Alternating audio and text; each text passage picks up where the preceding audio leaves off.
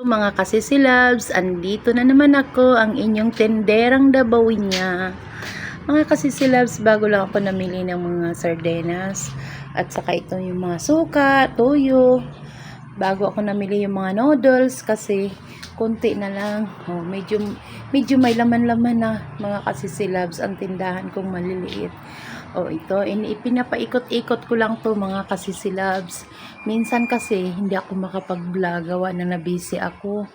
Pero ito, nag-vlog ako kasi kahit busy ako, talaga binigyan ko ng time para makapag-vlog ako ngayon kasi ilang araw na hindi ako nakapag-vlog mga kasisilabs. Pasensya na kayo sa Tagalog ko. Ito mga kasisilabs, medyo may laman na ang tindahan ko mga kasisilabs. Yan lahat ng mga kape mga kasisilabs, yung 3-in-1. Yan, 15 ang bigay ko sa 15 ang bigay ko sa kanila. At saka itong mga yung swak ko, 13 ang bigay ko. Bawat isa nito, 13. Ito mga kasisilab, may mga chicherya na rin ako kahit papano. Medyo madami-dami na rin ang laman ng aking tindahan mga kasisilab. So, ito. Pero yung bigas ko mga kasisilab, isang lang din hanggang ngayon. Isang ganito lang, isang klase lang talaga ang bigas ko. Ayan, mayroon ako mga Fuji bar pero 10 lang ang bigay ko nito. Yan, 10. Ay, ito, 8. Yan, 8. Ito, 4, 5. Tapos yan, mga chicherya. Yan, Rebisco. 8 ang bigay ko niyan. Mga asukal. Yan, mga ganyan. Yung mga soft drinks. Kahit pa paano mga kasisilabs, medyo ganado na ako mag-vlog kasi may laman-laman na ang tindahan ko. Minsan kasi, pag hindi ako makapamili, gawa ng nagamit ko yung pera ko, ayan, nahihiya naman ako mag-vlog kasi walang laman ang tindahan ko. Ito, bago akong kumpra, bago ako namili, kaya nakapag-vlog ako. Kasi may laman na ang tindahan ko mga kasisilabs. Alam mo mga kasisilabs, kunti lang ang ko dito. Araw-araw, yung ko nabinta ko, kunti lang, hindi naman marami. Hindi naman umaabot ng 1,000. Kasi subdivision kasi ito mga kasisilab, kadalasan dito nagro-grocery.